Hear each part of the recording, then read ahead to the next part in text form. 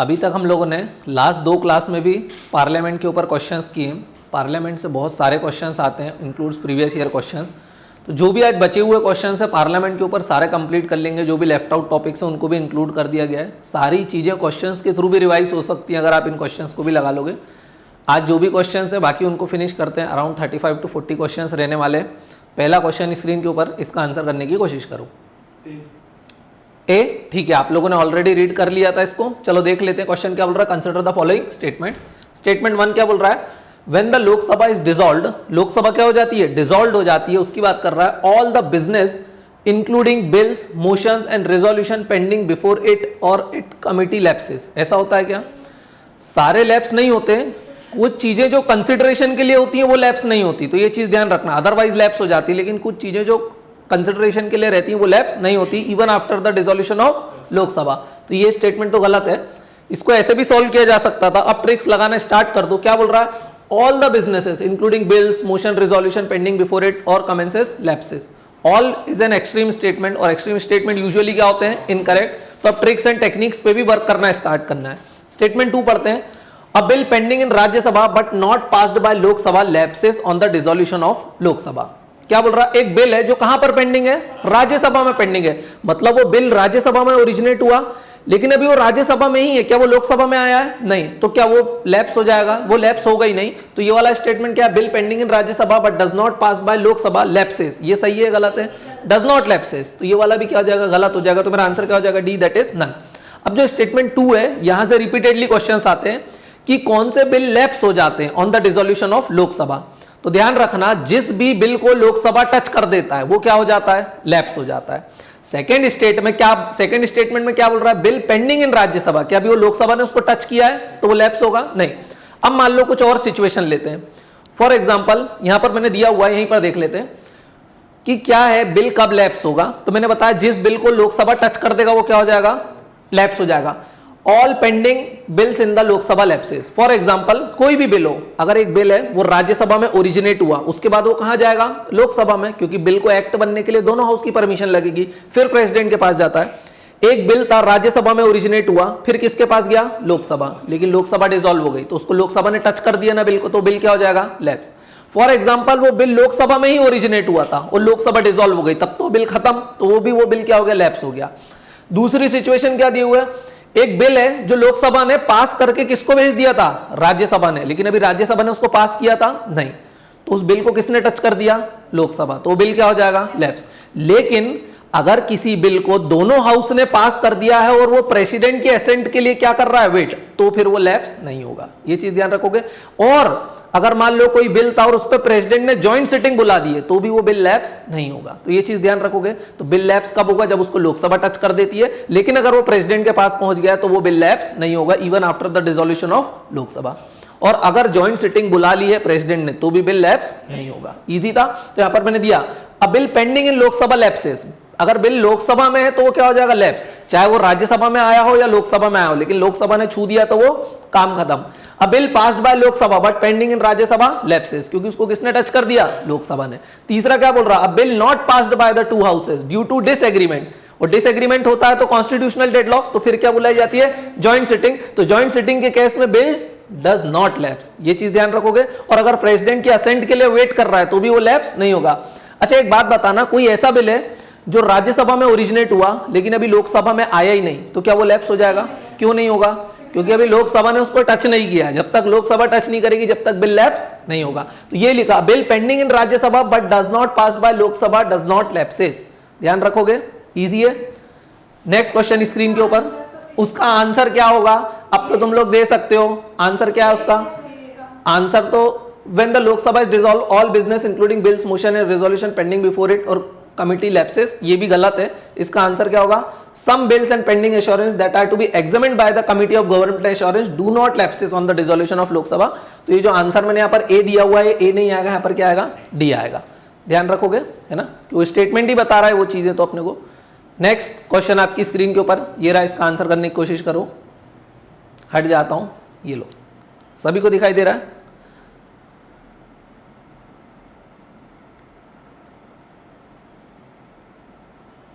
कई बार कर चुके हैं इस पे। क्या आ रहा है इसका आंसर,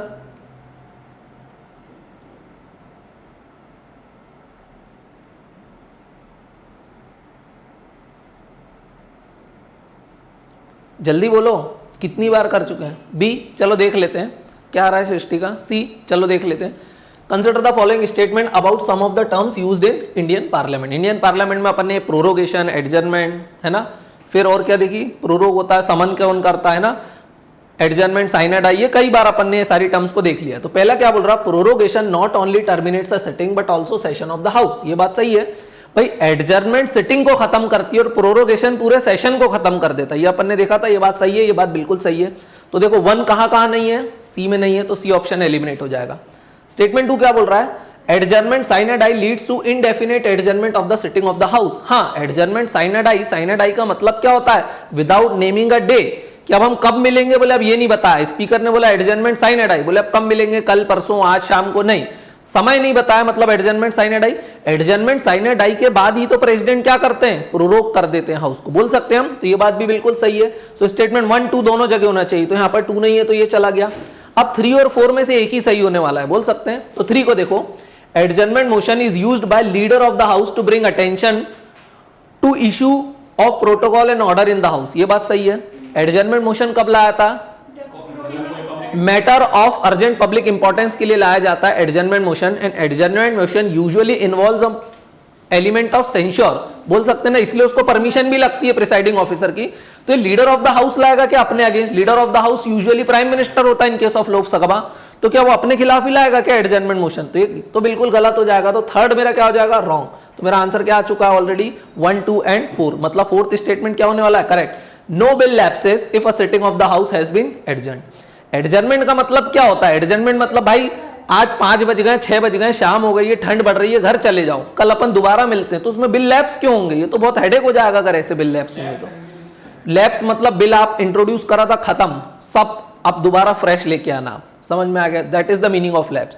आप एक बिल लाए थे कि भाई मुझे वुमेन्स के लिए रिजर्वेशन चाहिए, लेकिन उस समय लोकसभा डिसॉल्व हो गई और लोकसभा ने उस बिल को टच कर दिया था, तो बिल विल लैप्स।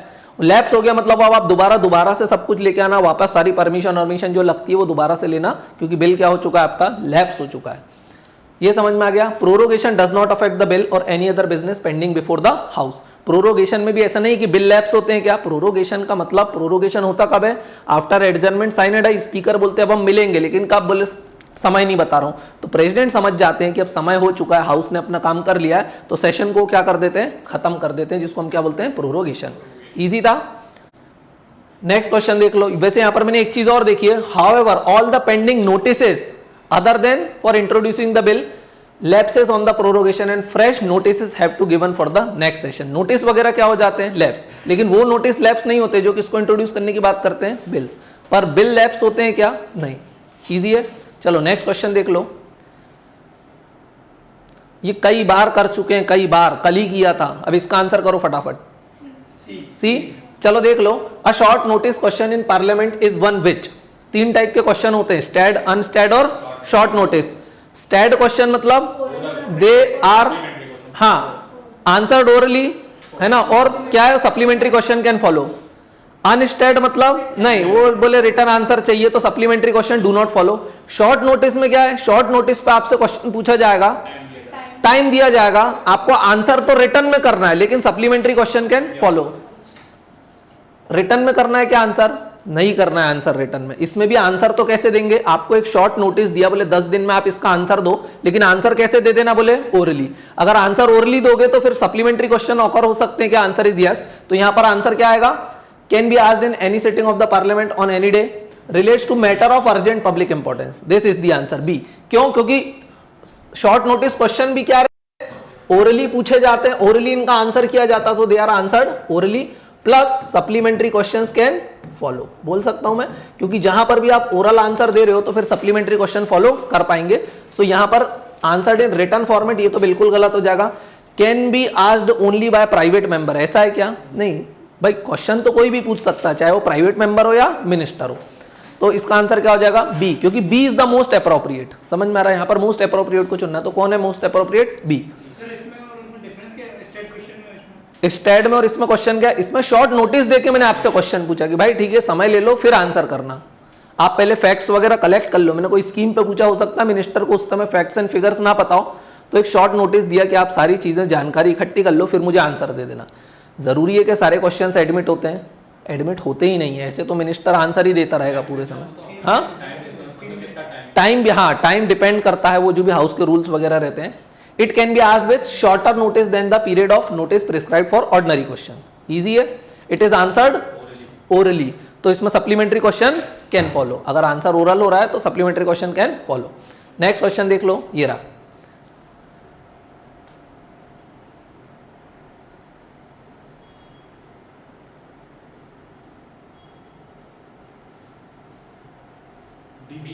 क्या बी की डी? चलो देख लेते हैं। Consider the following statement. Calling attention motion, अपन ने सारे मोशन करे थे। कॉलिंग अटेंशन मोशन क्या करता है? To call the attention of a minister towards a matter of urgent public importance, attention लेना किसी का भी। अच्छा ये कौन से हाउस में ला सकते हैं कॉलिंग अटेंशन? दोनों हाउस में। देखो लोकसभा में सिर्फ दो ऐसे मोशन है जो सिर्फ लोकसभा में ला सकते हैं, नो कॉन्फिडेंस मोशन और सेंश्योर मोशन, निंदा प्रस्ताव। और भी कोई है क्या? बाकी सब राज्यसभा में ला सकते हैं। तो अब पहला स्टेटमेंट देखो, it can be introduce only in Lok Sabha. क्या इसको सिर्फ लोकसभा में ला सकते हैं? नहीं, कॉलिंग अटेंशन नहीं, नो कॉन्फिडेंस मोशन को सिर्फ लोकसभा में ला सकते हैं। So it can be introduce in Lok Sabha as well as Rajya Sabha. तो पहला स्टेटमेंट तो मेरा क्या हो जाएगा? गलत हो जाएगा। तो पहला कहां है? ए में है और सी में। तो दो स्टेटमेंट मेरे यहां पे एलिमिनेट हो गए। सेकंड क्या बोल रहा है? Seeks an authoritative statement from the minister concern on that matter. ये बात सही है। कॉलिंग अटेंशन मोशन ये क्या चाहता है भाई? अटेंशन कॉल करता है और पूछता भाई आप आंसर करो मुझे इस चीज का, है ना, अथॉरिटेटिव स्टेटमेंट दो। तो ये वाली बात तो बिल्कुल जनरल स्टेटमेंट है, तो करेक्ट है। टू कहां है? सिर्फ बी में ही है टू, तो मेरा आंसर आ चुका है B, that is two only. मतलब थ्री इनकरेक्ट है, पर उसको भी चेक करो। Does not find mention in the rules of procedure of the parliament. It finds mention, अब नहीं भी पता हो तो भी क्वेश्चन इजी था। तो it finds mention in the rules of procedure of the parliament. ध्यान रखोगे। Calling attention motion can be introduce in both the houses. अब देखना राज्यसभा में क्या नहीं ला सकते आप? एडजर्नमेंट मोशन भी नहीं ला सकते। राज्यसभा में क्या नहीं ला सकते? एडजर्नमेंट मोशन ला नहीं सकते आप। एडजर्नमेंट मोशन अगर राज्यसभा में नहीं ला सकते तो उसके जैसा ही सिमिलर टूल राज्यसभा में अवेलेबल है और उसको हम क्या बोलते हैं? We call it calling attention. अच्छा, कॉलिंग अटेंशन और एडजर्नमेंट मोशन में क्या डिफरेंस है? Adjournment motion involves an element of censure, उसमें निंदा हो सकती है गवर्नमेंट की, लेकिन कॉलिंग अटेंशन में निंदा हो रही है कि गवर्नमेंट की? नहीं। तो ये चीज उसमें डिफरेंस याद रखना है आपको, है ना। अगर लाना है आपको, a member may with the previous permission of the speaker call the attention of minister towards a matter of urgent public importance. पहले किसकी परमिशन लगेगी? स्पीकर की। नेक्स्ट क्वेश्चन देख लो, इजी है एकदम, बिल्कुल। Both the houses of parliament are summoned and prorogued by president of India. ये चीज आपको 50 बार अपन ने कर ली है, इजी था। नेक्स्ट क्वेश्चन देख लो, ये रहा। इसका आंसर क्या रहा है? इसमें एलिमिनेशन से जाना पड़ेगा।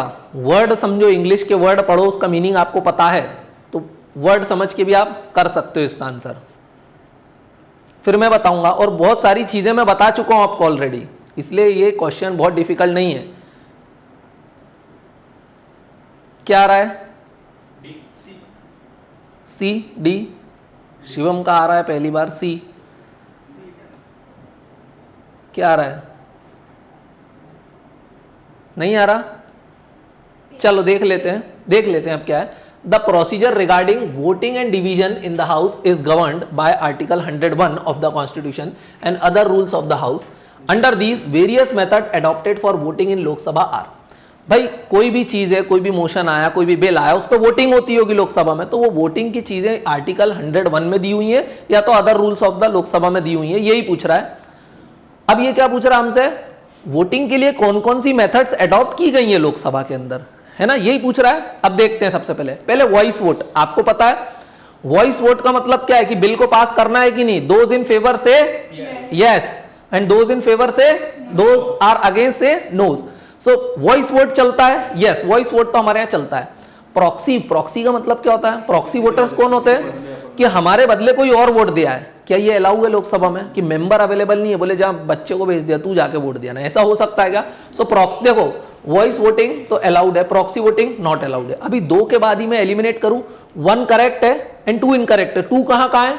B C D. आंसर ही आ गया 1 3 एंड 4। फिर भी अपन देख लेते कास्टिंग वोट। कास्टिंग वोट क्या होता? अपन ने कल भी देखा था। क्या देखा था? स्पीकर वोट करता है, लेकिन कब करता है? In case of equality of vote, in case of tie, तब कौन वोट करता है? स्पीकर वोट करता है। फॉर एग्जांपल लोकसभा में किसी बिल के लिए 400 मेंबर प्रेजेंट थे, 200 ने बोला कि ओके और 200 ने बोला नॉट ओके, तो ये क्या हो गया? This is a situation of tie. अभी ये कॉन्स्टिट्यूशनल डेडलॉक की सिचुएशन है, लेकिन लोकसभा के अंदर ही है, अभी लोकसभा राज्यसभा में डिस्प्यूट नहीं हुआ, ये लोकसभा में ही बिल अटक गया है। सो इस केस में speaker will cast a vote, तो स्पीकर जो वोट देगा तो उस सिचुएशन को क्या कर देगा? वो रिजॉल्व कर देगा। तो स्पीकर कब वोट करता है? In case of tie. तो ये चीज ध्यान रखना। तो ये परमिटेड है, answer is yes. Secret ballot permitted है, यस, ये भी परमिटेड है, इजी है। सीक्रेट बैलॉट का मतलब क्या है? देखो, वॉइस वोट तो ओपन बैलॉट है, दोज इन फेवर से यस, तो वो चिल्ला रहे यस यस यस, सबको दिख गया कि इसने किसके फेवर में वोट किया। फॉर एग्जाम्पल मैंने बोला I am introducing women's reservation bill, और वो लोकसभा में इंट्रोड्यूस हो गया। जब वोटिंग का टाइम आया तो स्पीकर ने पूछा दोज इन फेवर से यस, AYES, यस, समझ में आ रहा है? एंड नोज, NOES, ऐसे नो को नोज बोलते हैं वो लोग। अब ध्यान रखना, अगर मैंने आपसे पूछा दोज इन फेवर से यस, तो आप लोगों ने हाथ उठाया, तो सबको पता चल गया कि आपका स्टैंड क्या है। सो ये सीक्रेट बैलॉट रहा कि आपने वोट डाला, लेकिन आपका वोट सबको पता चल गया। दूसरा तरीका होता है, देखो, वॉइस वोट तो हम कन्वेंशन को फॉलो करते हैं। भाई हो सकता है भीड़ में किसी ने चिल्लाया, किसी ने नहीं, और स्पीकर मन से ही बोलता okay bill is pass, bill is pass, bill is pass. Usually counting भी नहीं करते, क्योंकि उनको पता रहता है कि वी हैव द मेजॉरिटी। लेकिन असलियत में तो मशीन रहती है ना उनके सामने कि हरी बटन दबाना है, लाल बटन दबाना है, पीली बटन दबाना है, कि बटन ही नहीं दबाना है। समझ में आ रहा है कि वोट देना है, नहीं देना है, या एब्सेंट हो जाना है। जैसे बीजेडी, बीजू जनता दल, बीजू पटनायक का लड़का Naveen Patnaik, the chief minister of Orissa, वो किसकी साइड है? बोले वो ऑपोजिशन की साइड से कभी वोट नहीं देता, मगर वो बीजेपी की साइड से भी वोट नहीं देता। तो वो क्या कर जाता? ही एब्सटेन्स फ्रॉम द वोटिंग, कि बोले मुझे ना तुमसे दोस्ती है ना तुमसे दोस्ती, मैं देखूंगा बाद में अगर जरूरत पड़ी तो, अभी तो फुल मेजोरिटी की सरकार चला रहा हूं उड़ीसा में। समझ में आ गया? सो सीक्रेट बैलॉट क्या होता है? जब आप बटन दबा के वोट करते हो तो उसको हम क्या बोलते हैं? Secret ballot. उसमें पता नहीं चलता किसने कहां वोट करा, लेकिन जो बड़ी सी स्क्रीन लगी रहती लोकसभा में, उसमें पता चल जाता है इतने लोगों ने हरी झंडी दी, इतने लोगों ने लाल झंडी दी। समझ में आ गया? सो ये भी अलाउड है, आंसर इज यस। तो इसका आंसर हो जाएगा 1, 3 एंड 4। इजी था। चलो नेक्स्ट क्वेश्चन देख लो, ये रहा स्क्रीन के ऊपर।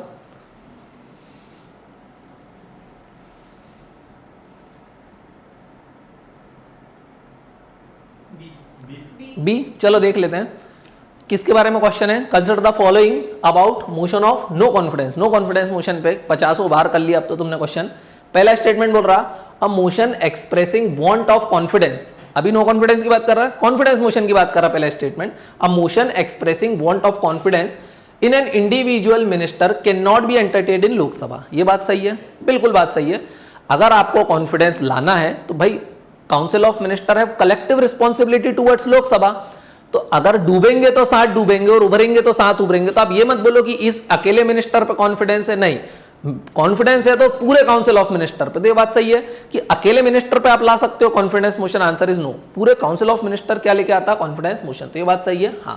स्टेटमेंट 2 देख लेते हैं। The procedure for moving a motion of no confidence has been elaborated in the constitution. No confidence motion क्या कॉन्स्टिट्यूशन ने एलाबोरेट किया है? Answer is no. ये तो और कहीं एलाबोरेट होगा, रूल्स वगैरह में एलाबोरेट होगा। कॉन्स्टिट्यूशन ने बताया कि स्टेप बाय स्टेप ऐसे लाना नो कॉन्फिडेंस मोशन को, तो कॉन्स्टिट्यूशन ने ये चीजों को एलाबोरेट नहीं किया है। 1 करेक्ट है, 2 इनकरेक्ट है। तो देखो 2 यहां है, 2 यहां है, 1 1, तो अभी दोनों जगह 3 को देखना पड़ेगा। थर्ड को देखो, the motion needs to be accompanied with the grounds on which it has been raised. क्या नो कॉन्फिडेंस मोशन लाने के लिए ग्राउंड्स बताने की जरूरत है? नहीं बताने की जरूरत है। अच्छा, सेंश्योर मोशन लाने के लिए जरूरत है, हाँ, तब बताना पड़ेगा कि क्या गलती करी इंडिविजुअल मिनिस्टर ने। तो ये वाली बात सही है या गलत है? The motion needs to state the ground, no, इसको ग्राउंड्स बताने की जरूरत नहीं। क्यों ला रहे हो नो कॉन्फिडेंस मोशन? बस ला रहे हैं, नहीं बताएंगे क्यों ला रहे हैं। जब सरकार गिर जाएगी तब बताएंगे क्यों लाए थे। तो 3 भी गलत है। तो 3 कहां था? यहाँ। तो मेरा आंसर आ चुका already, A, that is 1 only. मतलब 4th तो ऑलरेडी गलत हो ही गया था। 4th को देख लो, it needs the support of at least 100 member to be admitted by the speaker for voting and discussion in Lok Sabha. कितने मेंबर का सपोर्ट लगता है? 50 मेंबर्स का लगता है, नॉट 100। तो यहाँ पर क्या आएगा? 100 की जगह 50। इससे एक चीज और पता चलती है कि जो फैक्ट्स रहते हैं ना यूपीएससी के स्टेटमेंट में, यूजुअली वो कैसे होते हैं? Incorrect. Facts are usually incorrect, not always but usually. और ये फैक्ट था कि 100 मेंबर्स लगते हैं, क्या बोले? नहीं। मगर जनरल स्टेटमेंट है तो वो करेक्ट होता है। जो ट्रिक्स एंड टेक्निक्स हैं उनको लगाने का भी एक ऑर्डर होता है कि पहले एब्सोल्यूट स्टेटमेंट देखो, फिर जनरल स्टेटमेंट देखो, फिर जो वाइड पॉसिबिलिटीज के बारे में बात कर रहे हैं, मे, कुड, कैन, उनको देखो, और फिर लास्ट में फैक्ट्स वाले को देखो जब कुछ नहीं आता। फॉर एग्जाम्पल मैं बोल रहा हूं कि prime minister can do this, can do this, क्या कर सकता है? प्राइम मिनिस्टर कुछ भी कर सकता है, नहीं पता, हाँ कर सकता भाई, क्योंकि वाइड पॉसिबिलिटी। यूजुअली इस टाइप के क्वेश्चन साइंस एंड टेक में आते हैं कि क्या ड्रोन से व्हेल का डीएनए सैंपल लिया जा सकता है? अब ड्रोन और व्हेल तो क्या लिया जा सकता है? अरे भाई हो सकता है, मतलब एग्जामिनर ने कहीं ना कहीं पढ़ा था कि कोई ना कोई ड्रोन जाके सैंपल लेके आया होगा डीएनए का। हो सकता है कल को ऐसा ड्रोन आ जाए जो सबमरीन के जैसा अंदर जाके व्हेल को चमड़ी नोच खाए और उसका डीएनए सैंपल ले आए। हाँ किया जा सकता है, हाँ किया जा सकता है। क्या ये पेन उड़ सकता है? हाँ ये पेन उड़ सकता है, आज नहीं उड़ रहा है बात अलग है, मगर ये भविष्य में उड़ सकता है। सो पॉसिबिलिटीज यूजुअली करेक्ट होती हैं। तो ये क्या हो जाएगा? इसका आंसर हो जाएगा ए, दैट इज वन ओनली। यहां पर मैंने दिया हुआ है कि कलेक्टिव रिस्पॉन्सिबिलिटी रहती है जिसके कारण कॉन्फिडेंस मोशन इंडिविजुअल मिनिस्टर के अगेंस्ट नहीं लाया जाता है। वो किसके लिए लाया जाता है? Whole council of minister. वैसे झारखंड में अभी क्या चल रहा है? कॉन्फिडेंस मोशन ही तो लाना है उनको, राइट, मेजॉरिटी प्रूफ करने के लिए। चलो नेक्स्ट क्वेश्चन ये रहा स्क्रीन के ऊपर, इसका आंसर करो।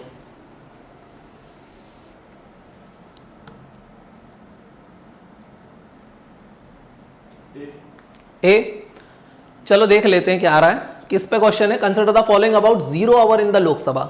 भाई लोकसभा का पहला घंटा कौन सा रहता है? Question our. क्वेश्चन आवर के बाद क्या शुरू होता है? 0 आवर। लोकसभा का टाइम क्या रहता है? कितने बजे मिलती है लोकसभा? 11 बजे। 11 से कितने बज गए? 12। 12 को क्या बोलते हैं अगर अपन 24 घंटे के फॉर्मेट में लिखे तो?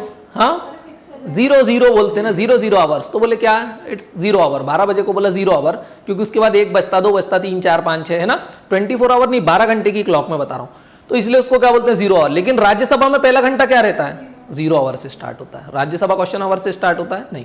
तो ये चीज ध्यान रखना। It is the first hour of the day sitting in Lok Sabha. ये फर्स्ट आवर रहता है क्या? लोकसभा में नहीं, राज्यसभा में पहला घंटा रहता है। तो ये गलत हो जाएगा, क्योंकि लोकसभा में पहला घंटा कौन सा रहता है? Question our. स्टेटमेंट 2 देखो, member can raise issue in this hour without the prior notice to the speaker. ऐसे तो इनडिसिप्लिन फैल जाएगा, मेंबर कुछ भी पूछने लगेंगे। कुछ भी पूछना है लेकिन प्रायर नोटिस तो देना पड़ेगा, स्पीकर की परमिशन लेना पड़ेगी, तभी तो वो चेयरमैन ऑफ द हाउस है। तो ये रॉन्ग हो जाएगा। Bills that have pending for long are usually discussed and cleared in this hour of the Lok Sabha. ये सही है गलत है? तो पहले ये दो गलत है, तो जहां जहां 1 और 2 है उनको हटाओ। यहाँ 2 है, यहाँ 1 है। अब फिर भी अपन अटक गए, मतलब थर्ड को तो देखना ही पड़ेगा। Bills that have pending for long usually are discussed and clear in this hour of the Lok Sabha. ये बात सही है। 0 आवर में क्या चीजें डिस्कस की जाती हैं? कि what is the agenda of the house for today. जो लंबे समय से पेंडिंग है उनको तो यूजुअली भाई देखो 1 बजे क्या हो जाएगा? 11 से 12 किया, 12 से 1 काम किया, 1 बजे हो जाएगा लंच। फिर 2 बजे जब दोबारा मिलते हैं उसके बाद मेन काम किया जाता है, इसलिए तो 0 आवर को बनाया। It is an Indian innovation. तो 0 आवर में एजेंडा ऑफ द हाउस को फिक्स किया जाता है कि भाई अभी हम बात कर लेते हैं कि आज हम क्या करने वाले हैं, क्या करेंगे, बोले ये करेंगे, उसके बाद ये लोग लंच पे चले जाते हैं। तो ये सब काम करे जाते हैं क्योंकि लंबे समय से पेंडिंग वगैरह चीजों को लेंगे नहीं, तो ये वाली काम ये तो 2 बजे के बाद करेंगे वो लोग। तो ये भी इनकरेक्ट है। तो मेरा आंसर क्या हो जाएगा? D, none of the above is correct. Easy था। यहां पर मैंने दिया हुआ है starts at 12 noon, hence the name 0 hour। ध्यान रखोगे। member with prior notice to the speaker raise issue of important during this time। ध्यान रखोगे। अब अगर कोई इंपॉर्टेंट बिल्स है, बजट है और अदर इश्यूज है इस टाइप के नेशनल इंपॉर्टेंस के, तो उनको कब लिया जाता है? After 2 PM onwards. इजी है, 2 बजे के बाद लंच वंच खाना वाना खा पी के बाद जब नींद आती है तब इंपॉर्टेंट इश्यूज को लिया जाता है, क्योंकि आधे मेंबर्स सो रहे होते हैं। चलो नेक्स्ट क्वेश्चन ये रहा स्क्रीन के ऊपर। क्या आ रहा है इसका आंसर? ए। चलो देख लेते हैं क्या बोल रहा है। क्वेश्चन इजी है कि डिफिकल्ट है? धीरे धीरे मॉडरेट लेवल की साइड अपन जा रहे हैं, लेकिन अपन ऑलरेडी टॉपिक कर चुके हैं, तुम लोग इतनी बार रिवाइज कर चुके हो, तो क्वेश्चन तुम लोगों के लिए तो इजी है। Consider the following statement. Statement 1 क्या बोल रहा है? An adjournment motion for the purpose of discussing a matter of urgent public importance can be made only with the consent of speaker. ये बात सही है। स्पीकर की परमिशन के बाद आप एडजर्नमेंट मोशन ला सकते हो अर्जेंट पब्लिक इंपॉर्टेंस का। Answer is yes. स्टेटमेंट 2 देखो, question hour can be started at either first और last sitting of the day depending on the volume of legislative business pending in the parliament. First और last sitting of the day पे लाते हैं क्या?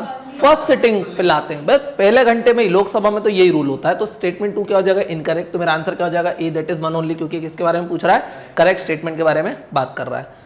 A motion for adjournment for the business of the house for the purpose of discussing a definite matter of urgent public importance may be made with the consent of speaker and it usually involves a element of censure.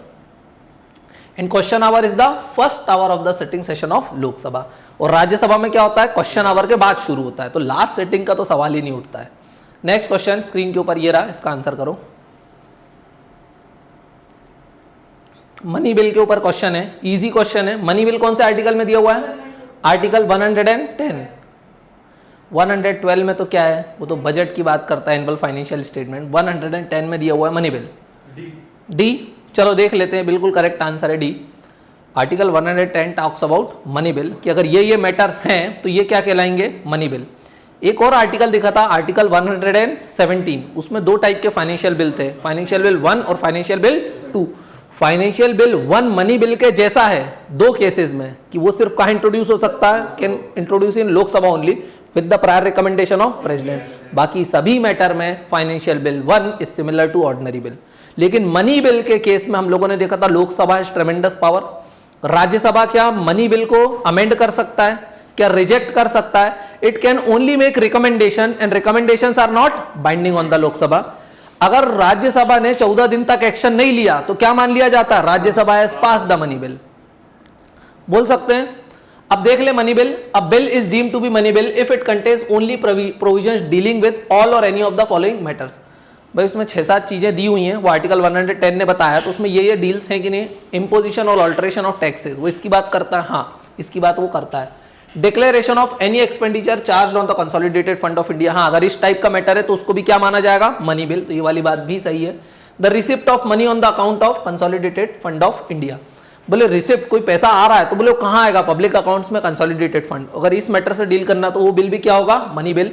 अच्छा, whether a bill is money bill और not, in this case the decision of speaker is final, ये बात भी ध्यान रखना है। तो इसमें आंसर क्या होगा, all the 3 are correct.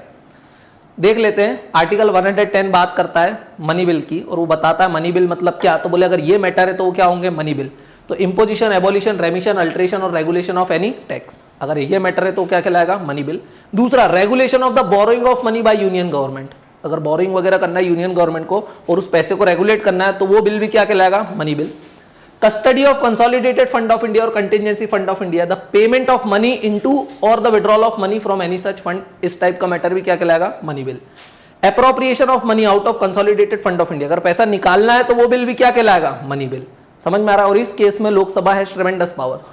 Declaration of any expenditure charged on consolidated fund of India और increasing the amount of any such expenditure, ये मैटर भी क्या है, मनी बिल है।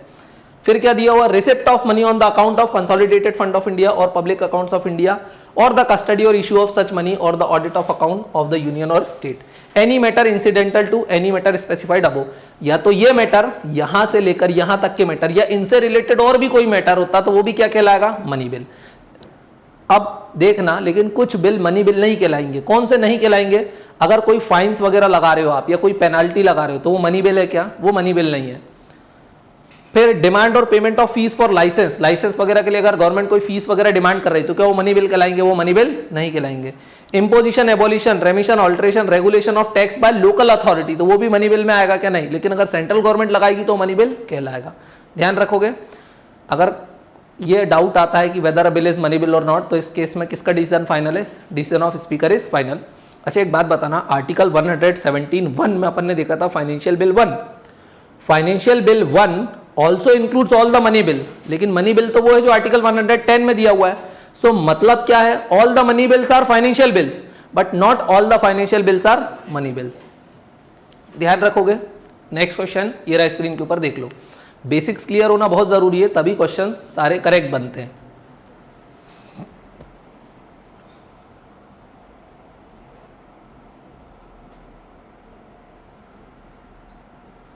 बड़ा इजी क्वेश्चन है ये, चलो देख लेते हैं। और किसी का कुछ आ रहा है, डी, चलो देखते हैं। प्रेसिडेंट्स प्रायर रिकमेंडेशन और permission is needed to introduce which type of bills in the parliament. बोले प्रेसिडेंट की पहले परमिशन कहाँ लगती है। देखो प्रेसिडेंट अपन ने शुरुआत से, देखो अपन ने अभी तक प्रीएम्बल से जो भी चीजें पढ़ी है, bills involving new government schemes, कोई भी नई गवर्नमेंट स्कीम लाना है, उससे रिलेटेड कोई बिल लाना है तो क्या पहले प्रेसिडेंट की परमिशन लगेगी। अगर मान लो कोई ऐसी गवर्नमेंट स्कीम है जो मनी बिल के थ्रू लाए तो फिर प्रेसिडेंट की परमिशन लगेगी। लेकिन क्या बोल रहा है, bills involving new government scheme, तो हो सकता है कुछ ऐसे बिल्स हो जो मनी बिल ना हो, तो फिर उसके लिए लगेगी क्या प्रेसिडेंट की prior recommendation? Answer is no. तो ये वाला तो गलत हो जाएगा, 1 देखो गलत है, सो ए और डी मेरा क्या हो गया? एलिमिनेट हो गया। 2 तो दोनों जगह, मतलब 2 इज करेक्ट, तो 2 को रीड करने के पहले मैं किसको रीड कर लूँ? 3। 4 को रीड करने की जरूरत है क्या? 4 तो है ही नहीं स्टेटमेंट, मतलब 4 तो पहले ही चला गया बेचारा, ऐसे ही मर गया बिना लड़े। तीसरे को पहले देख लेते हैं। अ bill that is first introduce इन राज्यसभा, ऐसा कोई बिल जो पहले राज्यसभा में इंट्रोड्यूस होता तो उसके लिए पहले प्रेसिडेंट की परमिशन लगती है। For example constitutional amendment bill है, राज्यसभा वाले बोल रहे भाई हम इंट्रोड्यूस कर रहे हैं because it can be introduce in either of the house. कोई भी ऑर्डिनरी बिल है, it can be introduce in either of the house, तो क्या पहले प्रायर प्रेसिडेंट रिकमेंडेशन लगेगी उसमें? Answer is no. तो ये भी मेरा क्या हो जाएगा? 3 भी रॉन्ग हो जाएगा। 3 रॉन्ग हो जाएगा तो मेरा आंसर क्या हो जाएगा? B, that is 2 only. अब 2 को रीड करें, किसी ने भी बी आंसर नहीं दिया, ठीक है, यश ने दिया था, शिवम ने दिया था, ओके। इसका मतलब ये क्वेश्चन इजी लेवल का था, फिर भी नहीं बना, इसलिए क्वेश्चंस को कैसे पढ़ोगे? ध्यान से पढ़ो। सेकंड देख लो, सेकंड सही है, अभी तक पढ़ाई भी नहीं उसको और वो सही है। A bill for the alteration of boundaries of state और क्रिएशन ऑफ न्यू स्टेट, इस टाइप के बिल को लाना है। हाँ, आर्टिकल 3 को लाना है, तो ये क्या है? इसके लिए prior recommendation of the president लगेगी आपको, और ये बात सही है, तो इसका आंसर क्या हो जाएगा? बी, दैट इज 2 ओनली, है ना। और टैक्सेशन वगैरह से रिलेटेड है आर्टिकल, फिर वो मनी बिल वगैरह है तो भी क्या लगेगी? Prior president recommendation. Financial bill 1 है तब भी क्या लगेगी? प्रायर प्रेसिडेंट रिकमेंडेशन, है ना। बाकी सारी चीजें तुम लोग देख लेना। नेक्स्ट क्वेश्चन देख लो, ये रहा, बिल्कुल बड़ा 1000 रुपए का क्वेश्चन था केबीसी का। As per the constitution who causes to be laid before the parliament the union budget. अभी आया 1 तारीख को यूनियन बजट, 1 फरवरी 2024 को, तो किसके कारण रखा जाता है? Because of the president of India. अच्छा, रखता प्रेजेंट कौन करता है? फाइनेंस मिनिस्टर, लेकिन कॉन्स्टिट्यूशन तो किसके बारे में बात करता है? प्रेसिडेंट। तो इसका आंसर क्या हो जाएगा? हु कॉजेज, बोलो, the budget to be laid before the parliament of India, it is the president of India. और प्रेजेंट कौन करता है? Finance minister. एज पर आर्टिकल 112 बजट को क्या बोलते हैं? Annual financial statement. तो बोलता प्रेसिडेंट शैल, शैल मतलब it is mandatory in respect of every financial year, हर साल causes to be laid before the parliament annual financial statement, ध्यान रहेगा। और किस डेट को रखना है, ये डेट भी कौन बताते हैं? प्रेसिडेंट। और प्रेसिडेंट ने बोला मैंने कौन सी डेट बताई है? 1 फरवरी। समझ में आया? इजी है। और रखता कौन है? Finance minister. बजट की पूरी प्रोसेस देखी थी अपन ने, इसका मतलब बजट पे क्वेश्चन आना शुरू हो गए, अब बजट पे ही क्वेश्चन आएंगे। चलो नेक्स्ट क्वेश्चन ये रहा स्क्रीन के ऊपर, इसको आंसर करो।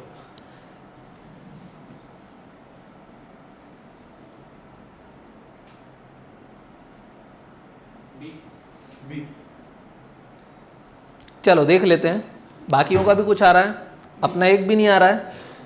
हाँ, बी, ठीक है, बी। सब ऑडियंस के साथ जा रहे हैं। बी ऑडियंस कई बार मरवा देती है, क्योंकि ऑडियंस उन लोगों की फ्रेंड्स एंड फैमिली रहते हैं जो बाकी भी हॉट सीट पे बैठना चाहते हैं, अभी बैठे नहीं है। चलो देख लो, consider the following statements.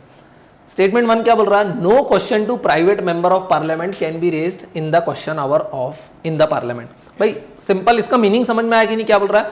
No question to private member of parliament can be raised in the question hour in the parliament. For example कोई बिल है, वो कौन, किसने इंट्रोड्यूस करा? सब प्राइवेट बिल। प्राइवेट बिल मतलब अदर देन मिनिस्टर ने उसको इंट्रोड्यूस करा है। सो अगर उस पे क्वेश्चन पूछना है तो क्या क्वेश्चन नहीं पूछ सकते? क्या पूछ सकते हैं भाई, क्वेश्चन तो किसी चीज पे भी पूछ सकते हैं, बस स्पीकर की परमिशन लेना पड़ेगी नोटिस देके, राइट। तो क्वेश्चन तो किसी भी बिल पे पूछ सकते हैं, चाहे प्राइवेट मेंबर बिल हो या हो पब्लिक बिल हो। तो ये वाला स्टेटमेंट सही है क्या? गलत है। Questions can be raised. Statement 2 क्या बोल रहा है? No private member bill can introduce a bill in the house without prior consent of the leader of the house. Leader of the house कौन होता है? Leader of the house prime minister in case of Lok Sabha and a member of that house in case of Rajya Sabha appointed by prime minister. तो यहां पर leader of the house आएगा क्या? Chairman of the house आएगा, speaker of the house आएगा, है ना, या वाइस प्रेसिडेंट आएगा। तो लीडर ऑफ द हाउस, तो स्टेटमेंट ये भी क्या हो जाएगा? No private member bill can introduce. हाँ, लेकिन उसको परमिशन किसकी लेना पड़ेगी? चेयरमैन की। तो both the statement are incorrect, क्योंकि किसके बारे में बात कर रहा है? करेक्ट के बारे में। तो मेरा आंसर क्या हो जाएगा? D, none. इजी था। सो ऑडियंस रॉन्ग है। चलो नेक्स्ट क्वेश्चन देख लो, ये रहा स्क्रीन के ऊपर। ट्रैप देखा कितना छोटा सा ट्रैप लगाया था यूपीएससी ने, बड़ा छोटा सा था, बस लीडर ऑफ द क्या लिख दिया था? हाउस। नेक्स्ट क्वेश्चन जल्दी से आंसर करो, ये भी 10 बार कर चुके हो। मोशन ऑफ थैंक्स, ए और सी, 2 आंसर आ रहे हैं। चलो देख लेते हैं। with reference to motion of thanks addressed by president, consider the following statements. भाई मोशन ऑफ थैंक्स क्या होता है जल्दी से बता देता हूं. बजट सेशन होता है, बजट सेशन को कौन एड्रेस करता है? प्रेसिडेंट एड्रेस करते हैं. प्रेसिडेंट गवर्नमेंट की स्कीम्स, उनकी पॉलिसीज, उनके प्रोग्राम और उनके विजन को क्या करते हैं? रीड करते हैं. तो जो प्रेसिडेंट एड्रेस रहता है उसकी पूरे स्टेटमेंट, उसकी स्पीच कौन बनाता है? Prepared by the government. जब प्रेसिडेंट स्पीच खत्म कर देते हैं तो उस मोशन को वोट के लिए रखा जाता है और हम उसको क्या बोलते हैं? Motion of thanks. ये भी हमने ब्रिटेन से कॉपी किया था, वहां पर भी ऐसे ही कुछ चलता है. अब मोशन ऑफ थैंक्स को जब वोटिंग के लिए रखते हैं तो उसको दोनों हाउस से पास कराना पड़ेगा, लोकसभा से भी, राज्यसभा से भी. अगर वो लोकसभा से पास नहीं हुआ, व्हाट डज इट मीन? क्योंकि गवर्नमेंट की बोली बातें प्रेसिडेंट ने बोली और लोकसभा पास नहीं कर पाई, what does it mean? Government has lost the majority. लेकिन वो ऑटोमेटिकली रिजाइन नहीं करेगी, but then government is bound to seek the confidence of the house. अगर राज्यसभा से पास नहीं हुआ तो then government need not resign, क्योंकि राज्यसभा से सरकार चल रही है कि नहीं, because council of minister are collectively responsible to Lok Sabha and not to the parliament. बोल सकते हैं. तो स्टेटमेंट 1 देखो, first session after each general election and first session of every fiscal year address bye the president. Yes, हमेशा पहला session कौन address करता है? हर फिस्कल ईयर का. प्लस फॉर एग्जांपल ये चुनाव होंगे मई में, उसके बाद नई सरकार आएगी तो वो भी तो अपना बजट बनाएगी ना, भले वो जून जुलाई में बनाएगी, लेकिन उसको भी तो चलना है. तो वो वाला जो नया लोकसभा रहेगी उसको भी पहली बार कौन एड्रेस करेगा? प्रेसिडेंट. तो ये बात बिल्कुल सही है, तो प्रेसिडेंट एड्रेस तो होगा. स्टेटमेंट 2 देखो, motion need to be passed in Lok Sabha only. Motion needs to be passed in both Lok Sabha and Rajya Sabha. लेकिन अगर लोकसभा में फेल हो गया तो फिर कॉन्फिडेंस वाली बात आ जाएगी. समझ में आ गया? सो ये वाली बात है, गलत है. तो मेरा आंसर क्या हो जाएगा? ए, दैट इज 1 ओनली, क्योंकि क्या पूछ रहा है? करेक्ट स्टेटमेंट के बारे में बात कर रहा है. इजी था, है ना? The first session after each general election and first session of every fiscal year is addressed by the president. तो इसी को हम क्या बोलते हैं? प्रेसिडेंट्स एड्रेस बोल सकते हैं. हम लोगों ने किससे कॉपी किया है? Speech from the throne. Throne मतलब, क्योंकि ब्रिटेन में क्या चलता है? Monarchial system. किंग और queen is the head of the state और वो हेरिडिटरी रहती है, इसलिए उसको हम क्या बोलते हैं? मोनार्क. और हम लोग क्या है? रिपब्लिक, क्योंकि हमारा जो हेड ऑफ द स्टेट है that is president is elected, not hereditary. तो वहां पर क्या चलता है? Speech from the throne. और हमारे यहाँ क्या चलता है? President's address. Next question screen के ऊपर ये रहा, इसका आंसर प्लीज सही करो.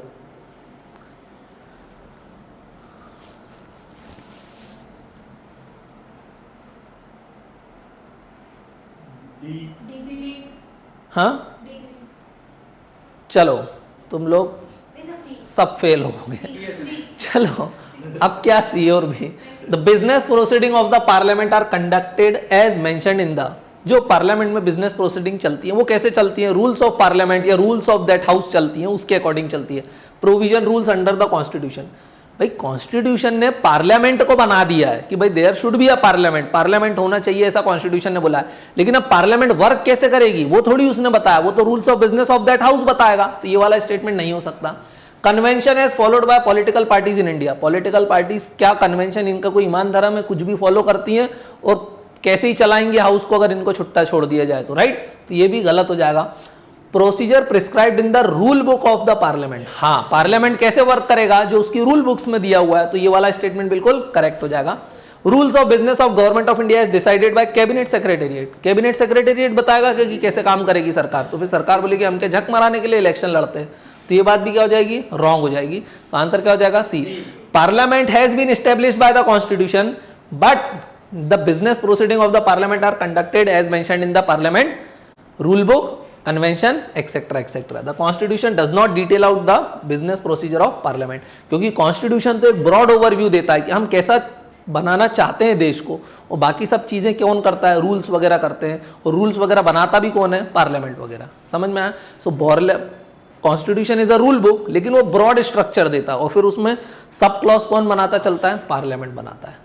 नेक्स्ट क्वेश्चन ये रहा, जल्दी से आंसर कर दो.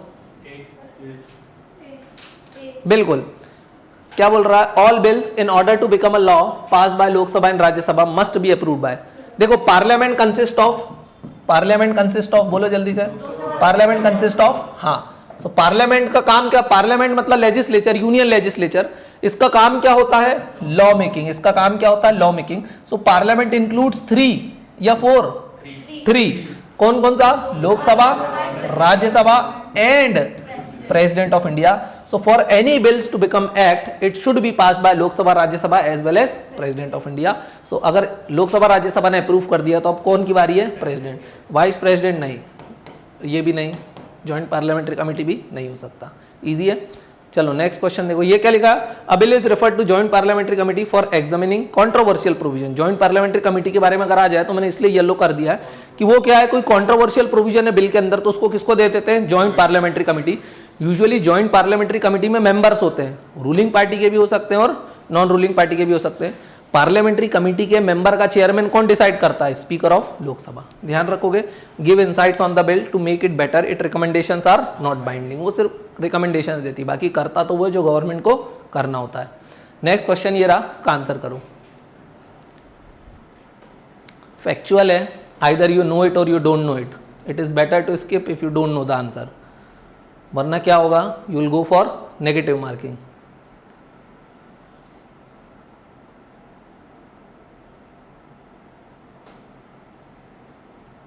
नहीं पता? चलो देख लेते हैं। ठीक है, शिवम ने सही आंसर किया है। शिवम पढ़ रहा है रोज 10-12 घंटे, इसलिए वो सही आंसर कर पाया। चलो देख लेते हैं। हंस रहे हैं देखो साथ ही। क्या बोल रहा है?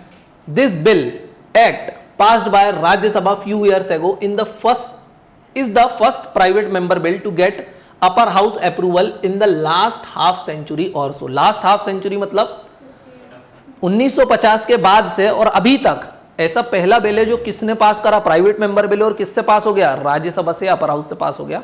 वो बिल कौन सा है? So it is the rights of transgender person bill 2014। Shivam इस पे बहुत ध्यान रखता है, इस टाइप की बिल्स पे ध्यान रखोगे। और 2016 में ये बिल किसके पास गया था? लोकसभा के पास गया था। तो ध्यान रखोगे आप, ये बिल क्या है? ईजी था, समझ में आया? वैसे ध्यान रखना, प्राइवेट मेंबर बिल मतलब कौन से होते हैं? जो अदर देन मिनिस्टर इंट्रोड्यूस करते हैं।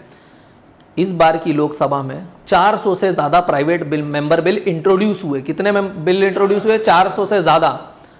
उनमें से 96% बिल तो पहले ही दिन खत्म हो गए, डिस्कशन तो भूल जाओ उस पे। और 4% जो बिल थे उन पे सिर्फ कितने देर डिस्कशन चला? Less than 1 hour. समझ में आ रहा है? It means private member bills never नहीं बोल सकते, पास हुए हैं वो। तो ये चीज ध्यान रखना है। और लास्ट बिल कब पास हुआ है लोकसभा से? तो आप बोलोगे कब? 1968 में। 1968 के बाद में अभी तक प्राइवेट मेंबर बिल पास नहीं हुआ है। ये समझ में आएगा। 1968 में भी कौन सा बिल था? वो supreme court enlargement of criminal appellate jurisdiction bill 1968 which become act on 1970। मतलब प्रेसिडेंट असेंट कब लग गई होगी उसको? 1970s तक। नेक्स्ट क्वेश्चन ये रहा स्क्रीन के ऊपर, इसका आंसर करने की कोशिश करो।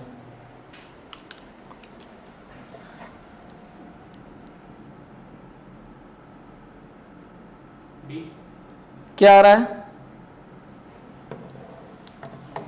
सी, डी। चलो देख लेते हैं। C, consider the following statements. Statement 1 क्या बोल रहा है? Any ordinary law need to be passed by both the houses. ये बात सही है। कोई ऑर्डिनरी बिल है, उसको लॉ बनना है तो उसको दोनों हाउस की परमिशन लगेगी, बिल्कुल लगेगी, प्लस प्रेसिडेंट की भी परमिशन लगेगी। बात तो बिल्कुल सही है। Money bill need to be passed only by the Lok Sabha. Money bill need to be passed by both the houses. लेकिन राज्यसभा के पास बड़े रेस्ट्रिक्टेड पावर है, वो सिर्फ ज्यादा से ज्यादा 14 डेज उसको डिले कर सकती है। वो अमेंड नहीं कर सकती है, वो क्या नहीं कर सकती है? रिजेक्ट नहीं कर सकती है, ओनली रिटर्न कर सकती है बिल फॉर रिकंसिडरेशन। और अगर राज्यसभा पास नहीं करती जैसा लोकसभा ने बोला तो क्या मान लिया जाता है? The bill has been passed by Rajya Sabha. मतलब राज्यसभा भी मनी बिल को पास तो करती है, लेकिन पावर किसके पास ज्यादा रहते हैं? Lok Sabha. Money bill need not to be pass, no, money bill has to be pass by both Lok Sabha as well as Rajya Sabha. So only word यहां पर इसको गलत कर देता है। एक्सट्रीम स्टेटमेंट भी है ये, मतलब लगा सकते थे तुम लोग। इन case of disagreement between the two houses on ordinary bill, a joint sitting is called that is presided by president, that is presided bye speaker of the house, speaker of Lok Sabha. उसकी एब्सेंस में deputy speaker, उसकी absence में deputy chairman of Rajya Sabha. तो यहाँ पर ये president word गलत हो जाएगा, बाकी पूरा स्टेटमेंट करेक्ट था। सो ये वाला भी गलत हो गया। तो मेरा आंसर क्या हो जाएगा? 1 ओनली, दैट इज सी। किसने दिया था? सी। ठीक है, सभी ने सी दिया था। चलो नेक्स्ट क्वेश्चन ये रहा, इसका आंसर करो फटाफट। टाइम बहुत कम है, क्वेश्चंस बहुत ज्यादा हैं, इसका आंसर करो। सी। ठीक है, ये सेकंड वैकेंड नहीं समझता मैं, ABCD में बोलो। चलो देख लेते हैं। Consider the following about joint sitting of the parliament. आधे रीड ही करते रहते हैं, मतलब जिन लोग स्लो रीड कर रहे हैं वो स्लो लर्नर है, बाकी कितना फट आंसर करते हैं। 30 सेकंड में आंसर आ जाना चाहिए जो आते हैं लोगों के। जॉइंट सिटिंग के बारे में बात कर रहा है। The meeting is chaired by president of India, speaker of Lok Sabha, ये गलत हो गया। The constitution does not mention the term joint sitting, constitution ही बात करता है जॉइंट सिटिंग की, तो कॉन्स्टिट्यूशन में जॉइंट सिटिंग वर्ड है, हाँ है। In case of constitutional deadlock there is a provision of joint sitting, तो ये वाली बात गलत है क्योंकि कॉन्स्टिट्यूशन बात करता है जॉइंट सिटिंग की। थर्ड क्या बोलता है, there can be no joint sitting in case of money bill, हाँ मनी बिल में क्यों होगी जॉइंट सिटिंग, मनी बिल में तो लोकसभा के पास ज्यादा पावर है, तो ये वाली बात भी सही है। तो मेरा आंसर क्या होगा, 1 2 इनकरेक्ट है, 3 ओनली करेक्ट है, तो आंसर हो जाएगा सी, क्योंकि बारे में किसके बारे में बात कर रहा है, सिलेक्ट द सॉल्यूशन, मतलब करेक्ट आंसर की बात कर रहा है। तो बिल्कुल perfect, C is the correct answer, है ना। नेक्स्ट क्वेश्चन, यहाँ पर मैंने कुछ डिटेल्स दे रखे हैं क्या, वो तुम लोग देख लेना, ऐसा कोई ऐसा नई डिटेल्स नहीं है। नेक्स्ट क्वेश्चन ये रहा, इसका आंसर करो। जॉइंट सिटिंग पे ही क्वेश्चन है, जल्दी से बताओ। ए बिल्कुल बराबर, इसका आंसर क्या होगा, सिंपल मेजॉरिटी। देख लो क्या पूछ रहा है, बड़ा इजी है। In a joint sitting of both the houses of parliament a bill has to be passed by, कि अगर फॉर एग्जांपल जॉइंट सिटिंग होती है, जॉइंट सिटिंग होती कब है कि फॉर एग्जांपल किसी बिल को राज्यसभा ने पास कर दिया और लोकसभा बोल रहा है कि मुझे इसमें ये 3 प्रोविजन मंजूर नहीं है, तो क्या होगा, डेडलॉक हो गया। या किसी बिल को लोकसभा ने पास कर दिया और राज्यसभा उसको पास नहीं कर रहा है, तो ये क्या हो गया, डेडलॉक आ गया, बिल फंस गया है, बिल आगे नहीं जा पा रहा है। ऑर्डिनरी बिल के केस में प्रेसिडेंट क्या बुलाएंगे, जॉइंट सिटिंग ऑफ पार्लियामेंट बुलाएंगे। तो जॉइंट सिटिंग होगी तो लोकसभा के कितने मेंबर्स हैं, बोलो 550, प्लस राज्यसभा का अराउंड कितने मेंबर्स हैं 250, तो टोटल कितने हो गए 800 मेंबर्स। अब हो सकता है इस 800 मेंबर्स में से उस दिन जिस दिन जॉइंट सिटिंग बुलाई हो उस दिन सिर्फ कितने लोग अवेलेबल हो, 600 ही आए हों। ये मेंबर्स क्या हैं, दीज आर प्रेजेंट। अब 600 प्रेजेंट है, लेकिन इसमें से भी 50 बीजू जनता दल वाले बोले हम तो वोट कर नहीं सकते, उनके जैसे और भी लोग हैं, सो उसमें से अराउंड 50 लोग क्या हो गए, एब्सटेन हो गए। सो वोट सिर्फ कितने लोगों ने किया, बोलो फॉर एग्जाम्पल 100 लोग एब्सटेन हो गए, तो अब कितने लोगों ने वोट किया, 500। सो बिल को पास होने के लिए क्या लगेगी, कितनी मेजोरिटी लगेगी, simple majority of present and voting. So present कितने थे, इतने, और वोट कितने कर रहे थे, इतने। सो मैं क्या बोल सकता हूं, प्रेजेंट एंड वोटिंग 500 का नंबर है प्लस 1, इसकी मेजोरिटी प्लस 1, मतलब 251 लोग अगर पास कर देंगे तो बिल क्या बन जाएगा, आगे चला जाएगा प्रेसिडेंट के पास। समझ में आया। सो प्रेजेंट एंड वोटिंग का मतलब समझ में आया। और ध्यान रखना इसमें, जब जॉइंट सिटिंग होती है तो कौन ज्यादा पावरफुल हो जाता है इस केस में, विच हाउस, लोकसभा, क्योंकि लोकसभा में डबल से भी ज्यादा मेंबर है राज्यसभा से। बोल सकते हैं राज्यसभा वोट ज्यादा से ज्यादा कितने डाल पाएगा, 250, और अगर लोकसभा के सारे मेंबर प्रेजेंट हो गए, अगर 300 भी प्रेजेंट हो गए तो भी वो राज्यसभा को तो हरा देंगे। ये 251 भी प्रेजेंट हो गए तो भी वो राज्यसभा को हरा देंगे। यहाँ समझ में आया। सो जॉइंट सिटिंग हुई तो बिल को पास करना है तो simple majority of present and voting, कोई स्पेशल मेजोरिटी की जरूरत नहीं है। एब्सोल्यूट मेजोरिटी मतलब क्या होता है, 50% plus 1 of the total strength of the house. मतलब बोले लोकसभा में 550, इसका आधा प्लस 1 273, ये सरकार बनाने के लिए लगता है। स्पेशल मेजोरिटी अलग अलग हमने देख चुकी है, बोथ एब्सोल्यूट एंड स्पेशल, ये भी जरूरत नहीं पड़ेगी। इजी था, है ना। The bill is pass bye simple majority, that is majority of number of member present and voting.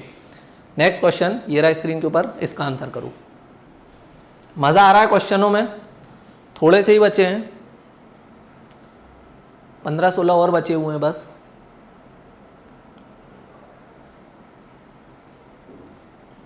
AC का रिमोट कहाँ है,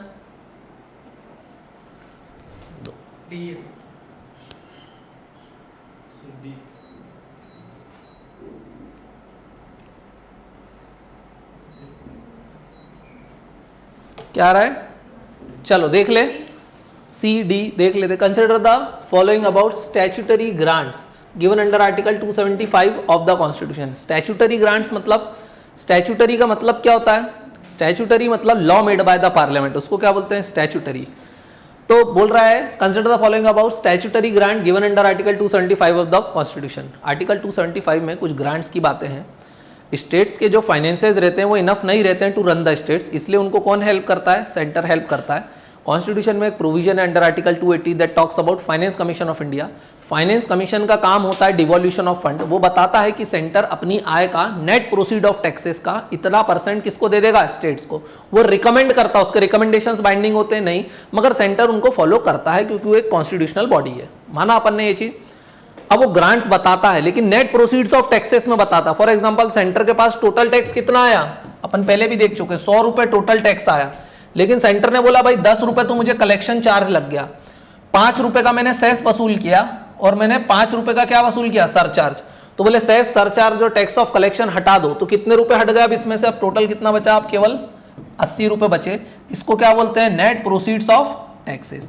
तो सेंटर किसको शेयर करता है, नेट प्रोसीड्स ऑफ टैक्सेस में से शेयर करता है। अब फाइनेंस कमीशन ने बोला भाई 40% आप किसको दे देना, स्टेट्स को दे देना, तो सेंटर किसका 40% देगा, 80 का या 100 का, 80 का देगा। इसलिए सेंटर कोशिश करता है ज्यादातर टैक्स किसके थ्रू वसूलो, सेस और surcharge, because these taxes are not to be shared with the states, need not to be shared with the states. तो ये चीज में क्या है, सेंटर फायदे में रहता, बोल सकते हैं। So this is net proceeds of taxes.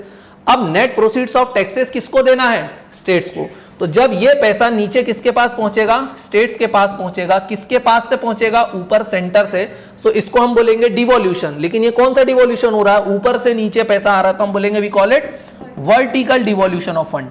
अब किस स्टेट को कितना पैसा देना है, फॉर एग्जांपल सेंटर ने बोला चलो इस 80 में से मैं 35 रुपए दे रहा हूं स्टेट को, लेकिन उस 35 में से किस स्टेट को कितना मिलेगा। सो उसके भी फाइनेंस कमीशन क्राइटेरिया बताता है कि जिस स्टेट में एरिया बड़ा हो उसको इतने देना, जिसके पास ग्रीन एरिया उसको इतना देना, जिसकी पॉपुलेशन ज्यादा हो उसको इतना देना, है ना, जिसकी फर्टिलिटी रेट्स वगैरह कम ज्यादा हो, डेवलपमेंट ऐसा हो वैसा हो, जिसने ये स्कीम्स इंप्लीमेंट करी है उनको इतना इतना पैसा देना।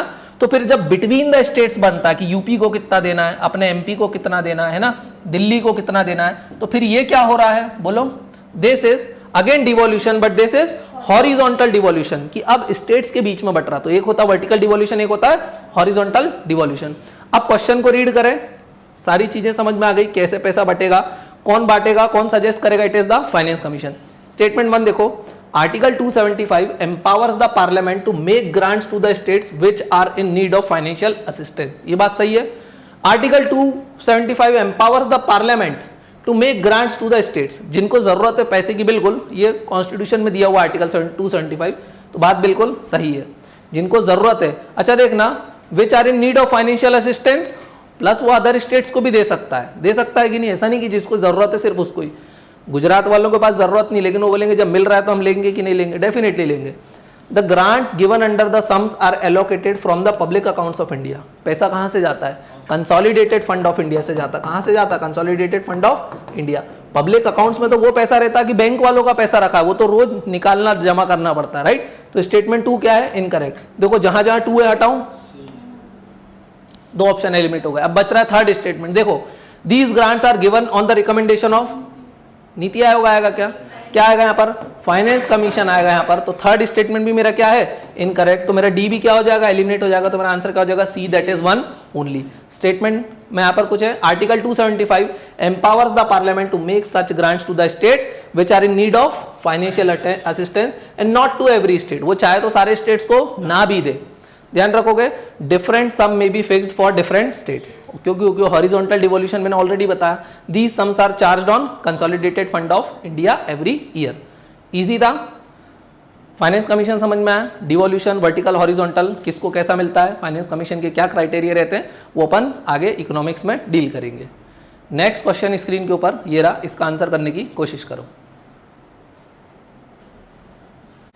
इसका आंसर क्या आ रहा है, चलो देख लेते हैं क्या बोल रहा है। After the first stage of general discussion on budget is over, the house is adjourned for a fix period during this period. अपन ने पूरी बजटरी प्रोसेस देखी थी, मैंने वीडियो भी डाला था अभी यूट्यूब पे बजटरी प्रोसेस का, कि बजट कैसे चलता है, कब धीरे धीरे छुट्टियां होती हैं। पहले बजट प्रेजेंट होता है, फिर 3 से 4 दिन की छुट्टी होती है, फिर मिलते हैं, फिर 3 से 4 हफ्ते का ब्रेक हो जाता है, स्टैंडिंग कमिटीज के पास जाता है, डिपार्टमेंटल स्टैंडिंग कमिटीज के बाद, फिर उसके बाद क्लॉज बाय क्लॉज रीड होता है, फिर गिलोटिन वगैरह की प्रोसेस, 26 दिन का टाइम, सारी चीजें अपन ने इन डिटेल देख ली थी। बस बजट के ऊपर ही क्वेश्चन है, देख लेते हैं। The demand for grant of various ministry departments are considered by concern standing committees. ये बात सही है, हाँ, डिपार्टमेंटल स्टैंडिंग कमिटीज का यही काम होता है, तो ये बात बिल्कुल सही है।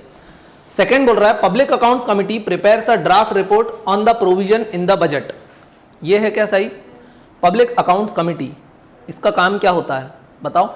जब बजट ऑलरेडी पूरा पास हो जाता है, उसके बाद ये क्या करती है, उस पर सारी चीजें रिव्यू करती है। जब बजट पास हो चुका है तो अब ये कुछ भी कर पाएगी क्या, रिपोर्ट्स देगी भी तो उससे फर्क पड़ेगा क्या।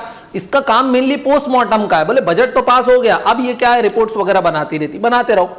तो public accounts committee prepares a draft report on the provision in the budget, नहीं, बजट बनने के बाद ये उस पर कमेंट्स देती है। तो ये क्या लिखा, draft report on the provision in the budget, पहले बजट बनेगा उसके बाद ये उस पर कुछ भी करेंगी। तो सेकंड स्टेटमेंट क्या हो जाएगा, incorrect. Estimate committee submit an analytical report on the property efficiency and effectiveness of the budget. ये काम किसका रहता है? Public accounts committee. ध्यान रखोगे तो ये वाला स्टेटमेंट भी इनकरेक्ट है, तो मेरा आंसर क्या हो जाएगा? B, that is one only. अपन ने बजटरी प्रोसेस पूरी देखी थी, है ना? हाँ, ले लो, समझ में आया? नीचे से जाना बस। नेक्स्ट क्वेश्चन देख लो जल्दी से स्क्रीन के ऊपर, ये रहा, इसका आंसर करो फटाफट। क्या आ रहा है?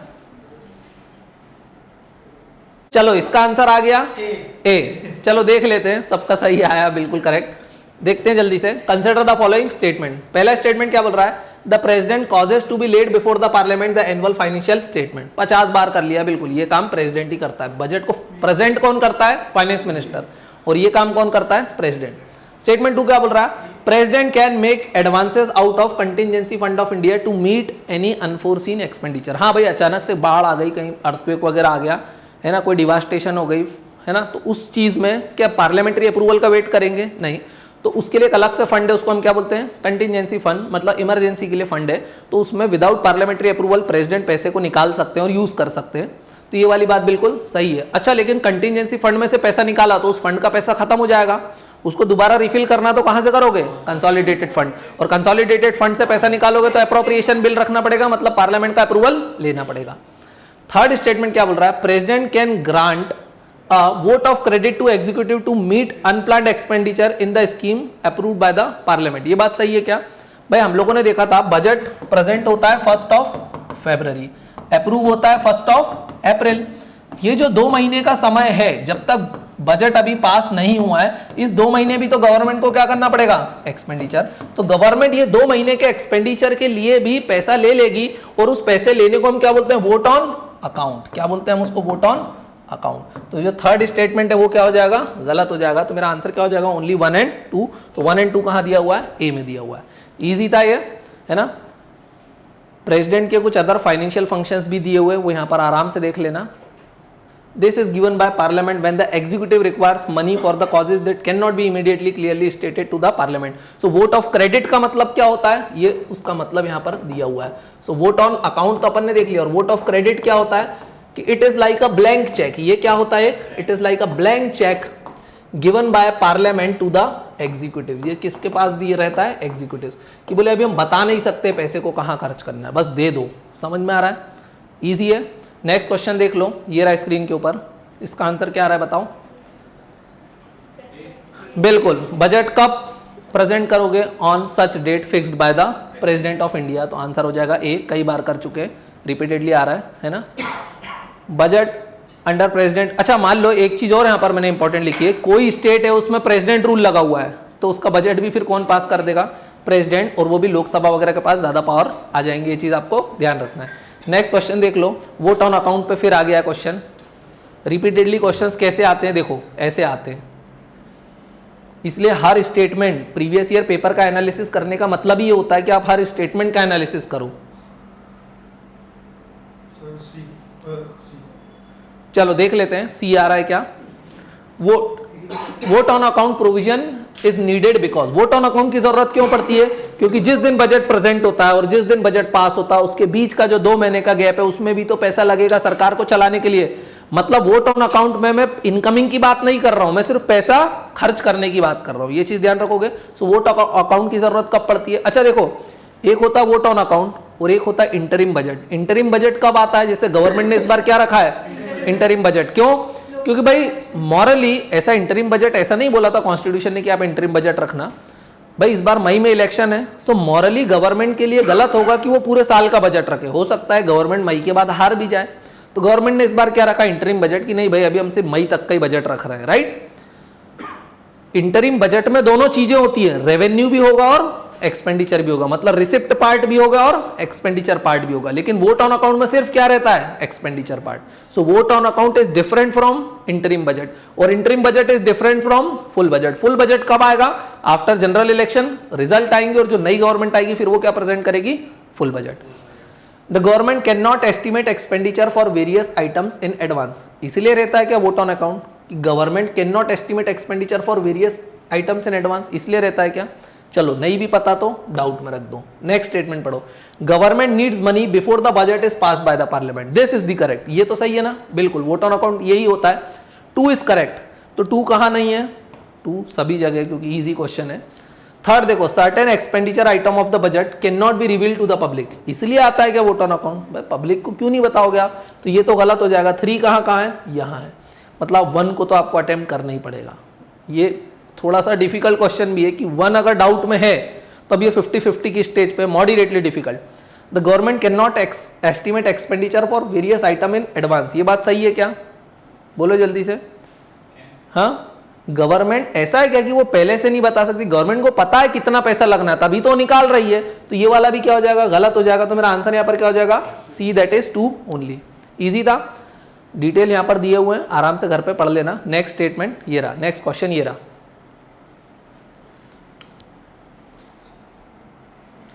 तीन चार क्वेश्चन बचे हुए हैं बस, अब सही सही आंसर करते चलो। चलो डी आ रहा है, देख लेते हैं क्या बोल रहा है। In the budget the charged expenditure include, charged expenditure कौन से एक्सपेंडिचर होते हैं, जिसपे आप डिस्कशन कर सकते हो लेकिन वोट नहीं कर सकते हो। So discussion is permitted but you can not vote. ये उन ऑफिसेस के लिए रहते हैं जहां पर आपको उनकी इंडिपेंडेंस को मेंटेन करना है। फॉर एग्जांपल, अगर पार्लियामेंट सब चीजों पर वोट करेगी और अगर जुडिशरी ने उनके किसी डिसीजन को स्ट्रक डाउन कर दिया तो फिर वो जुडिशरी वालों की सैलरी वगैरह काट देंगे, तो फिर मजा आएगा क्या, नहीं। So expenditure of Supreme Court are charged on the Consolidated Fund of India. Salaries of judges of High Court and Supreme Courts are charged on the Consolidated Fund of India. Salary of Speaker is charged on the बोलो Consolidated Fund of India. तो ये सारी चीजें ध्यान रखना। तो पहले बोल रहा है एमोल्यूमेंट्स ऑफ प्रेसिडेंट, हाँ these are also charged expenditure. बोले प्रेसिडेंट भी तो किसी भी बिल को एक्ट बनने के लिए किसकी परमिशन लगती है, प्रेसिडेंट। तो बोले प्रेसिडेंट जरा दाएं बाएं करे तो बोले सैलरी काट दो, घर से निकाल दो, कार का किराया मांगो, तो फिर तो रिजाइन कर देगा बेचारा, वो दे पाएगा क्या ऐसे मर्सिडीज वगैरह के किराए, नहीं। तो ये वाली बात सही है, हाँ कि प्रेसिडेंट के पैसा भी क्या है, जो भी खर्चे हैं वो क्या है, charge expenditure. Statement 2, salary and allowances of the presiding officer of the Lok Sabha. Presiding officer मतलब स्पीकर, डेप्यूटी स्पीकर, हाँ, और उसके बाद बाकी भी हो सकते हैं, एंड राज्यसभा। ये बात सही है क्या, बोलो। Salary and allowances of the presiding officer of Lok Sabha and Rajya Sabha, हाँ ये वाली बात भी सही है। थर्ड क्या बोल रहा है, सैलरीज ऑफ द जजेस of supreme court, cabinet ministers, controller and auditor general of India. तो देखो ये वाली बात तो सही थी, सुप्रीम कोर्ट, कैबिनेट मिनिस्टर्स की सैलरी चार्ज अपॉन होती है कि नहीं, ये वाली बात गलत है। यहाँ पर सीएजी की भी होती है, लेकिन बीच में क्या फंसा दिया उनने, कैबिनेट मिनिस्टर्स, तो इसलिए स्टेटमेंट गलत। तो देखो इजी भी था, अगर थर्ड तो गलत है ये डेफिनेटली सबको पता, तो 3 हटाओ 3 हटाओ 3 हटाओ, तो भी आंसर क्या आ जाता, A, that is 1 and 2 only. Easy था। चार्ज एक्सपेंडिचर और किसका रहता, तो ये चीज ध्यान रखना, chairman and deputy chairman of Rajya Sabha, speaker and deputy speaker of Lok Sabha, जजेस ऑफ सुप्रीम कोर्ट, सीएजी, है ना, and certain item specified in the constitution of India. Constitution खुद भी बताता कि इनके जो एक्सपेंडिचर है वो कैसे हैं, चार्ज अपॉन एक्सपेंडिचर है। 20 parliament can discuss but can not vote. Next question ये रहा, फटाफट आंसर करो।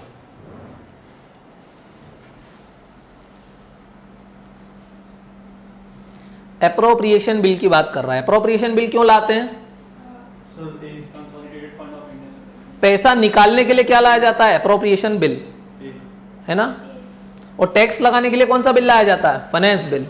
चलो देख लें, इजी क्वेश्चन है, मतलब ये, in the context of government finance the appropriation bill is intended to, उसका क्या पर्पस होता है, give authority to government to incur expenditure from and out of consolidated fund of India. Yes, this is the correct definition, बिल्कुल पहले ही statement correct मिल गया। Allow the government to borrow from market to meet its expenditure, ये सब काम करता है क्या, वो गवर्नमेंट को अलाउ कर, गवर्नमेंट फ्री है, बोरो करो जितना करना है।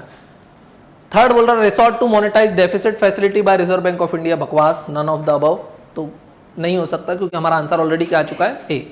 नेक्स्ट क्वेश्चन देखो, यहां पर मैंने दिया अभी, the appropriation bill is intended to give authority to government to incur expenditure from and out of consolidated fund of India. Directly ये लाइन कहां लिखी हुई है, कॉन्स्टिट्यूशन के अंदर लिखी हुई है। नेक्स्ट क्वेश्चन ये रहा, इसका आंसर करो।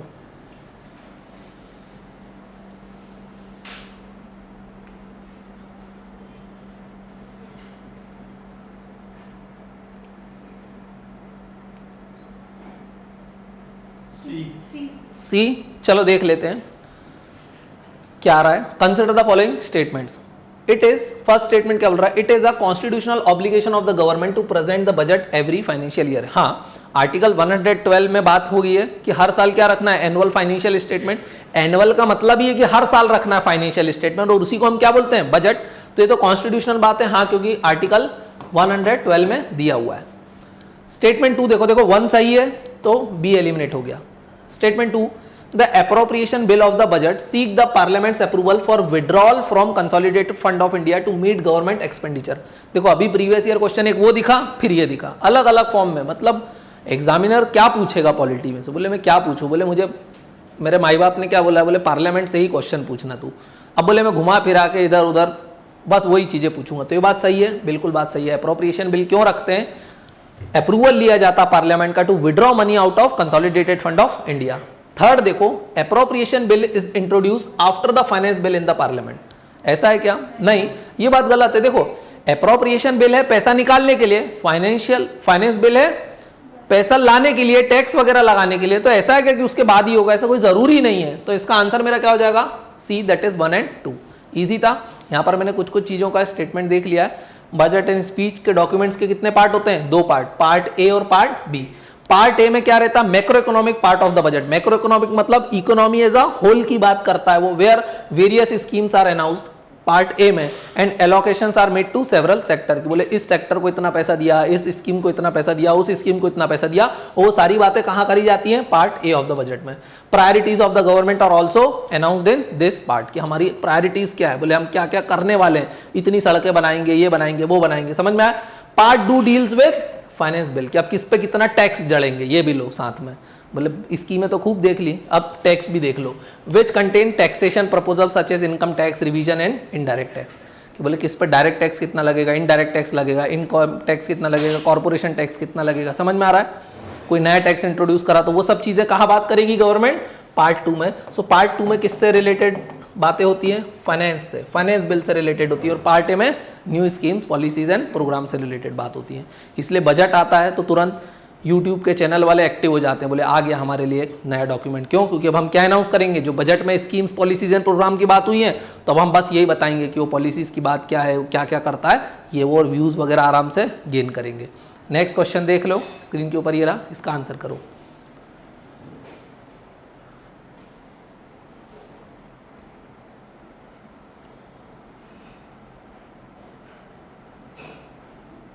फैक्चुअल क्वेश्चन है, लास्ट क्वेश्चन है, बड़ा इजी क्वेश्चन है। क्या आ रहा है, सी, बिल्कुल करेक्ट आ रहा है। सृष्टि शर्मा ने आंसर दे दिया है सी। देख लेते हैं, consider the following statements. Statement 1 बोल रहा है, वो किसी डिपार्टमेंट के बारे में पूछ रहा है, मतलब तीनों स्टेटमेंट एक ही डिपार्टमेंट की बात कर रहे हैं। बोल सकते हैं the above refers to which of the following department in the union government, बोले किस डिपार्टमेंट की बात कर रहा है। सो बात कर रहा है डिपार्टमेंट ऑफ इकोनॉमिक अफेयर्स। अब डिपार्टमेंट ऑफ इकोनॉमिक अफेयर्स ये वही डिपार्टमेंट है जो इकोनॉमिक सर्वे भी प्रेजेंट करता है। चीफ इकोनॉमिक एडवाइजर इसका हेड होता है, जो क्या बनाता है, इकोनॉमिक सर्वे। इकोनॉमिक सर्वे में भी 2 वॉल्यूम होती है यूजुअली, कभी कभी 1 भी होती है, लेकिन यूजुअली कितनी होती है, 2।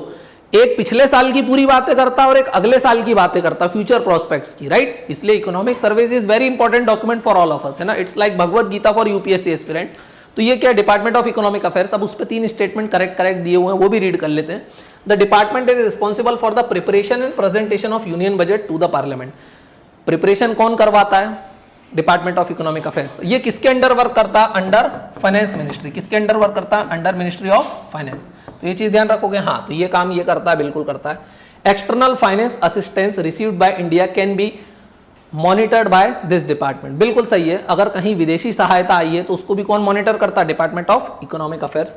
स्टेटमेंट 3 क्या बोल रहा था, department also deal with policies and programs relating to design security feature of bank notes and coins. तो ये काम भी कौन करता है, कि ये काम क्या है, department also deals with policies and programs relating to design security feature of bank note and coin. तो ये काम भी किसका, डिपार्टमेंट ऑफ इकोनॉमिक अफेयर्स।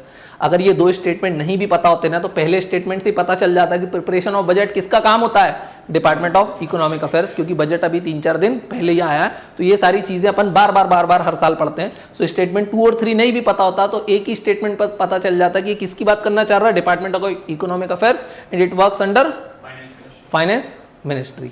ध्यान रखोगे, इजी था। यहां पर मैंने दे दिया हो department of economic affairs inter alia monitors current economic trends and advises the government on all matters having bearing on internal and external aspects of, बोलो, economic management including prices, credit, fiscal, monetary policy, ये वो फलाना इनका और भी बहुत सारे काम करता है ये, ध्यान रखोगे, है ना।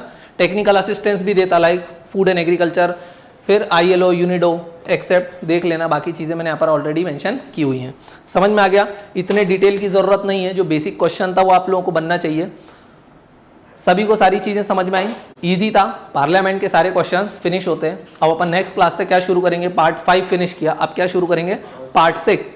पार्ट 5 को कहाँ से स्टार्ट किया था, president of India, so part 6 कहाँ से स्टार्ट होगा, गवर्नर से। साथ में गवर्नर और प्रेसिडेंट को क्या करते चलेंगे, कंपेयर भी करते चलेंगे, तो जो क्वेश्चंस वगैरह आते हैं उसमें कोई भी डाउट वगैरह नहीं बचेगा। जैसे पावर ऑफ प्रेसिडेंट देखी थी, तो पावर ऑफ गवर्नर देखेंगे तो उसको प्रेसिडेंट के साथ साथ कंपेयर भी करेंगे। तो कल अपन क्या स्टार्ट करेंगे, गवर्नर। ठीक है, अब कल मिलते हैं।